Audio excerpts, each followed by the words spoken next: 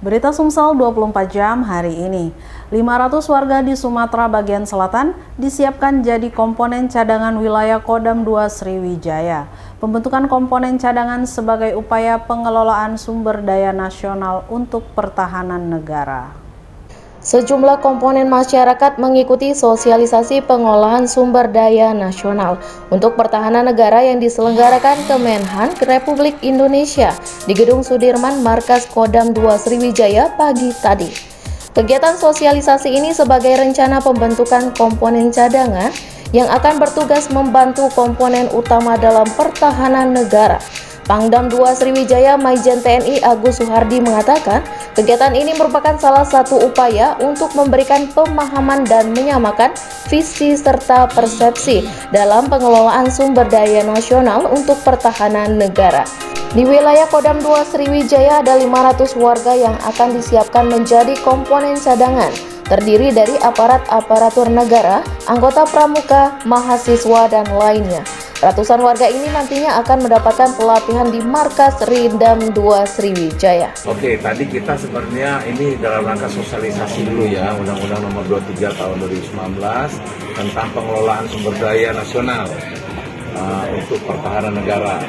Nah, kita setelah sosialisasi ini diharapkan semua lapisan masyarakat mengetahui bagaimana pengelolaan sumber daya nasional ini dalam pertahanan nasional.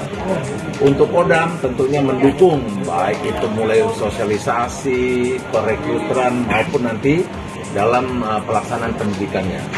Kami berharap media juga membantu untuk mensosialisasikan ini sehingga benar-benar nanti didapatkan sumber daya manusianya yang benar-benar dia dengan sukarela bertanggung jiwanya untuk dalam rangka pertahanan negara ini. Sementara itu, Aster Panglima TNI Maijen TNI Supriyadi mengatakan, kegiatan sosialisasi ini dilaksanakan di beberapa daerah seperti Kodam Mula Warman, Kodam Hasanuddin, dan Lanut Surabaya.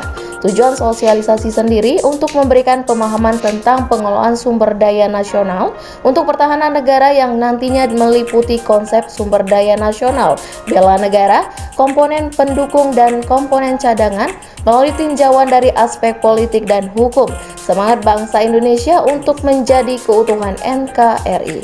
Ya, sesuai dengan Undang-Undang 23 tentang pemberdayaan nasional ini, ya kita butuh memang komponen utama sudah ada, tetapi komponen cadangan perlu kita siapkan. Maka kita tidak tahu bagaimana situasi ke depannya. Kemudian mekanisme penggunaannya seperti apa nanti? Nanti bukan mobilisasi istilahnya, bukan penggunaan, itu menggunakan perpu. Ya, putusan DPR dan Presiden yang bisa menggunakan tahun ini kita siapkan. Tapi setelah nanti latihan itu akan pengawasannya adalah di wilayah Kodam. Reporter dan juru kamera Sri Devi, palpres.com. Pemirsa, Wakil Wali Kota Palembang Fitrianti Agustinda meninjau infrastruktur jalan dan drainase di Jalan Jaya, Kelurahan 16 Ulu, Kecamatan Seberang Ulu 2 yang menjadi kawasan langganan banjir. Ia mendapati adanya penyempitan saluran air akibat dari bangunan warga. Wawako meminta warga sekitar untuk bermusyawarah membongkar bangunan yang menutup dan menghalangi aliran air, sehingga apabila pemerintah telah selesai melakukan perbaikan jalan dan normalisasi drainase, tidak sampai ada genangan air. Fitrianti juga meminta warga tidak membuang sampah sembarangan dan membersihkan saluran air, sebab berdasarkan pantauannya sedimentasi sampah dan lumpur di dalam drainase sangat tebal, sehingga membuat aliran air tertutup. Reporter Dian Cahyani Fitri, palpres.com. Kepala desa di wilayah Musi, Banyuasin mendapat uang operasional sebesar Rp3.500.000. Uang ini diberikan untuk memenuhi kebutuhan Kades dalam memberikan pelayanan kepada masyarakat. Pelaksanaan tugas Bupati Musi Banyuasin Beni Hernedi meresmikan program dana operasional rumah tangga bagi kepala desa di daerah tersebut. Program ini untuk membantu Kades dalam memberikan pelayanan kepada masyarakat dengan memberikan uang sebesar Rp3.500.000 setiap bulannya. Beni mengatakan kebijakan ini diberikan agar pelayanan dan tugas pemerintah desa bagi masyarakat makin terfasilitasi dengan baik, sehingga tugas Kades dalam melayani masyarakat dapat terlaksana lebih optimal. Selain itu, perangkat desa dan BPD juga diberikan kemudahan dengan melakukan kredit ke BSB, sehingga diharapkan agar dana pinjaman nantinya bisa digunakan untuk modal usaha. Saya sudah sampaikan tugas kepala desa itu 24 jam. Kalau ada lebih 24 jam, mungkin 27-28 jam seorang kepala desa. Sehingga bisa dibayangkan tidak ada biaya rumah tangga yang seperti itu. Nah, inilah yang barangkali menjadi tantangan atau sekalipun beban, barangkali yang membuat akhirnya pelayanan di tingkat desa itu kurang maksimal atau ada melenceng-melenceng, kira-kira begitu. Saya tidak mengatakan secara keseluruhan, tetapi saya mengatakan dalam hal kita menilai suatu hal, mencegah sesuatu hal itu juga harus diikuti dengan apa sebetulnya yang sudah ada pada mereka menyangkut kesejahteraan. Reporter dan juru kamera Firdaus, palpres.com.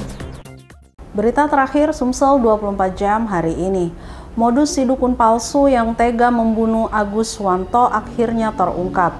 Dukun palsu bernama Marianto tersebut mengiming-imingi korban bisa menarik uang gaib. Padahal pelaku sendiri ingin menguasai uang puluhan juta milik korban. Marianto, si dukun palsu di Kabupaten Musirawas, dihadirkan dalam rekonstruksi kasus pembunuhan Agus Wanto.